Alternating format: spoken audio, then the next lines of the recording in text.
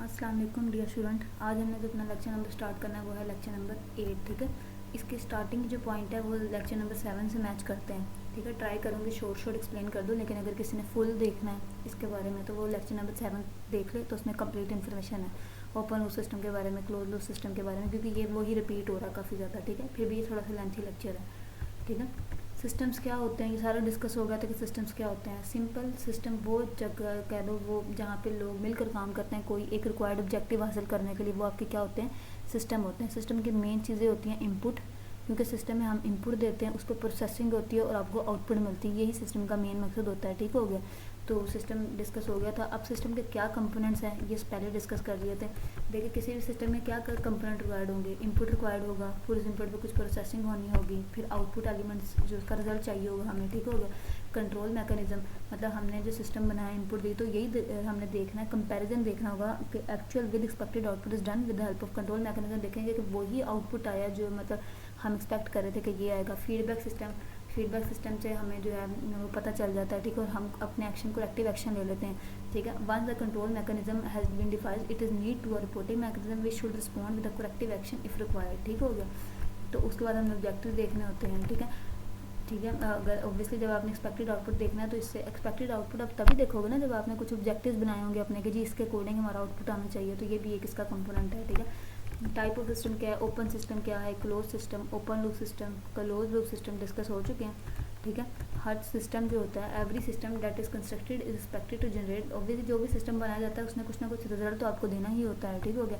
अब type of system क्या है। ठीक है, यहाँ पे कुछ एग्जांपल दी हुई है बुक स्टोर की। ठीक है, कि बुक स्टोर की, अब बुक स्टोर में अगर ओपन सिस्टम का देखें तो मतलब हर एक को अलाउ है कि वो आके जो है बुक देख ले।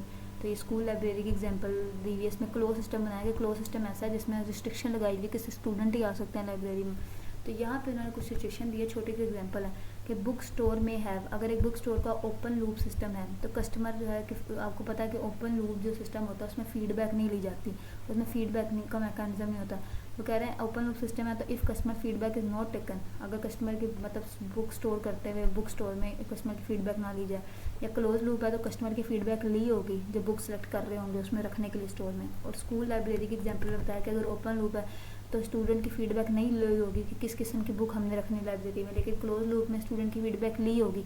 लेकिन क्योंकि हमने पढ़ा था कि ओपन लूप सिस्टम ऐसा सिस्टम होता है कि जिसके अंदर फीडबैक मैकेनिज्म नहीं होता। ठीक है, आपको आउटपुट से आप जो आउटपुट का आपको नहीं पता चलता कि कैसी आउटपुट आएगी, उसको कंट्रोल नहीं किया जा सकता। ठीक है, जो आउटपुट आएगी।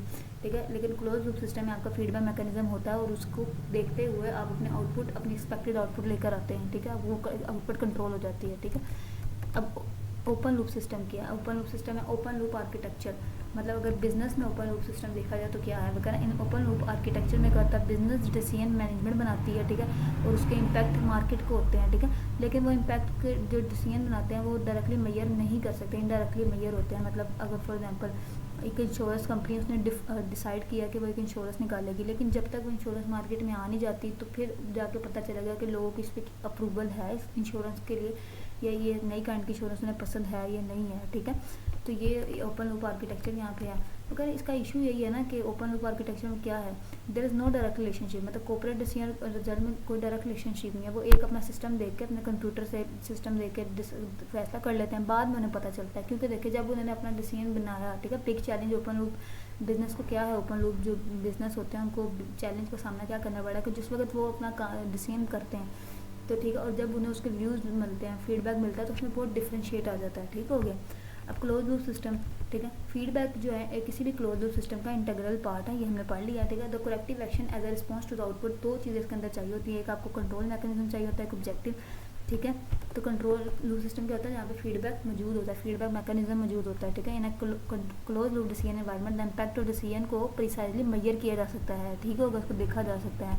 तो ये एग्जांपल है, फॉर एग्जांपल एक क्लोज लूप सिस्टम है, उसमें एक सपोज एक डिपार्टमेंट स्टोर है जो अपना डाटा यूज़ कर रहा है वेयर हाउस का, ये डिटरमिन करने के लिए कि who has made purchase of more than 15,000, पिछले साल किसने 15,000 से ज़्यादा की परचेज की थी। ठीक है, परचेज हुई थी। ठीक है, वंस दैट जब ये इन्फॉर्मेशन को मिल जाती है तो दोस्त उन कस्टमर को कोई क्रेडिट दिया जाता है, मतलब उनको फॉर एग्जाम्पल ठीक है उनको कोई क्रेडिट कार्ड दिया जाता है, देखा जाता है देखिए सही से मैयर हुआ है, ठीक हो गया, उन्होंने पास्ट कोड से देखा और फिर उनको फिर उसके अकॉर्डिंग उन्होंने दिया, तो उसको मैयर किया जा सकता है, ठीक है। In such a manner management can measure the fact of the decision, इससे मैनेजमेंट जो अपने डिसीजन के फैक्ट को भी मैयर कर सकती है क्योंकि और एक्यूरेटली मैयर कर सकती है, ठीक हो गया। तो ओपन लूप सिस्टम क्या होता है, क्लोज लूप सिस्टम क्या होता है, ये अब तक आपको आ जाना चाहिए, ठीक है, क्योंकि पिछले लेसन में भी इसको काफ़ी ज़्यादा एक्सप्लेन किया था मैंने, यहाँ पे भी थोड़ा काफ़ी ज़्यादा बता दिया, ठीक हो गया। आगे जी, यहाँ पे लिखा है वो हमने एक पढ़ा था ना पिछले लेसन में, एक टर्म पढ़ी थी, कंप्यूटर बेस्ड इंफॉर्मेशन सिस्टम क्या होता है। ऐसा इंफॉर्मेशन सिस्टम जो कंप्यूटर टेक्नोलॉजीज़ का यूज़ करता है वो CBIS कहलाता है, ठीक है। और इन्फॉर्मेशन सिस्टम क्या होता है ये भी बात कर ली थी, क्योंकि आपका जितने भी आजकल वर्ल्ड में है वहाँ पे इंफॉर्मेशन सिस्टम रिक्वायर्ड है, मतलब ऐसा सिस्टम जो आपकी इन्फॉर्मेशन को स्टोर करता है, कलेक्ट करता है, उसे प्रोसेस करता है, ठीक है। क्योंकि आजकल जितने भी ऑनलाइन बिजनेस भी खुल रहे हैं उन्हें भी इन्फॉर्मेशन रिक्वायर्ड है, क्योंकि उन्होंने बहुत से कस्टमर से इंटरेक्ट करना होता है, ठीक हो गया। उनके पास इन्फॉर्मेशन होगी तो अपने कस्टमर को मैसेजेस भेज सकते हैं, बहुत कुछ, ठीक हो गया। अब CBIS के एट्रीब्यूट्स क्या हैं, देखें। किसी भी कंप्यूटर बेस्ड इंफॉर्मेशन सिस्टम के एट्रीब्यूट क्या हो सकते हैं कि एफिशिएंट प्रोसेसिंग करे वो, ठीक है, मतलब क्यूरी टाइम, मतलब इतना एफिशिएंट हो वो सिस्टम, वो कंप्यूटर बेस्ड इंफॉर्मेशन इतना सिस्टम है कि जब भी कोई यूज़र क्यूरी करे तो फ़ौरन क्यूरी उसे उसका आंसर मिले, उसको वेट ना करना पड़े। स्टोरेज कैपेसिटी उस इन्फॉर्मेशन की अच्छी हो, वो रिड्यूस इन्फॉर्मेशन लोड करे, cross functional boundaries, competitive tool, ठीक है, एफिशिएंट प्रोसेसेस एक, क्योंकि CBIS help in updating every change being triggered in less time and with less effort. CBIS आपकी मदद करती है कि जो भी चेंज आ रहा है उसे फ़ौरन करते हैं, ठीक है। लार्ज स्टोरेज कैपेसिटी देती है, इंस्टेंट एक्सेस, मतलब जब भी चाहिए हो किसी को इन्फॉर्मेशन तो वो फ़ौरन उसे एक्सेस देती है, CBIS की एट्रीब्यूट में आता है, ठीक है। Instance access to the right chunk of information presented in comprehensive format, मतलब CBIS एक ऐसा इन्फॉर्मेशन सिस्टम है कि जिसमें आपको राइट इन्फॉर्मेशन बिल्कुल जल्दी मिल जाती है, ठीक है। रिड्यूस इन्फॉर्मेशन लोड, और इन्फॉर्मेशन क्योंकि अब इंटरनेट पे आपको पता है बहुत ज़्यादा इन्फॉर्मेशन अवेलेबल है, ठीक है, ओवरलोडेड हो गया, तो CBIS हेल्प करती है to tailor the load of information every manager required, मतलब जिसको जिस तरह की इन्फॉर्मेशन चाहिए उसी तरह प्रेजेंट करके देती है वो इन्फॉर्मेशन, तो इस तरह इन्फॉर्मेशन का जो लोड इन्फॉर्मेशन लोड को रिड्यूस कर दिया गया है। क्रॉस फंक्शनल कोऑर्डिनेशन, वो various function in an organisation, बहुत से फंक्शन है ऑर्गेनाइजेशन में जिन्हें मैनेज करने की जरूरत है, चाहे वो मैन्युफैक्चरिंग सेक्टर में हम purchasing, warehousing, marketing, accounts, ठीक है। इन एवरी ट्रांजेक्शन, एवरी जो भी ट्रांजेक्शन हो रही है, हर डिपार्टमेंट जहाँ पे भी ट्रांजेक्शन हो रही है उसका रिस्पॉन्सिबल है। जैसे कि देखो, एक customer order is received, sale manager department से कस्टमर ऑर्डर रिसीव हुआ है, तो जो कस्टमर की प्रॉफिटेबिलिटी का रिकॉर्ड है वो भी इनको ही रखना चाहिए अपने पास, ठीक हो गया।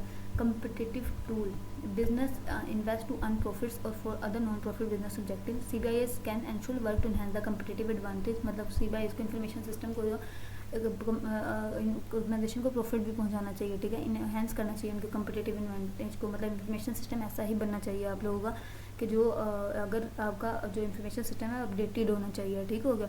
पेपर फ्री इन्वायरमेंट, एक ये भी हेल्प है क्योंकि कंप्यूटर बेस्ड इंफॉर्मेशन सिस्टम ने पेपर का वर्क खत्म कर दिया, क्योंकि इतना इतना रिकॉर्ड आपको जो है वो पेपर पर रखना पड़ता था, तो ये एक अजीब सा चंबर सा टास्क करें, maintenance of record in hard form, मतलब हार्ड कॉपी में रखना थोड़ा मुश्किल होता है, लेकिन कंप्यूटर से क्या है सब इंटरनेट मतलब ऑनलाइन ही मौजूद है, तो इसने पेपर फ्री इन्वायरमेंट भी प्रोवाइड कर दिया। तो ये कुछ एट्रीब्यूट्स थी, CBIS की एट्रीब्यूट्स थी, ठीक हो गया। तकरीबन हमारा ये लेक्चर एंड हो गया। तो ये टॉपिक में बस कुछ नहीं है, इसमें यही है कि CBIS के क्या एट्रीब्यूट्स है, ये आपने पॉइंट जो हैं ये वाले जो लिखे होंगे इन्हें जहन में बिठा लेना है कि किस एक कंप्यूटर बेस्ड सिस्टम के क्या एट्रीब्यूट्स होते हैं, और ऊपर वही डिस्कस हुआ जो लेसन नंबर 7 में डिस्कस हुआ था, तो आप लेसन नंबर 7 का लेक्चर अच्छे से ले लीजिएगा। इसके अलावा अगर आपके कोई सवाल हो तो आप कमेंट कीजिएगा, अगर वीडियो आपको पसंद आए तो प्लीज़ लाइक करें, शेयर एंड सब्सक्राइब करें। अल्लाह हाफिज़।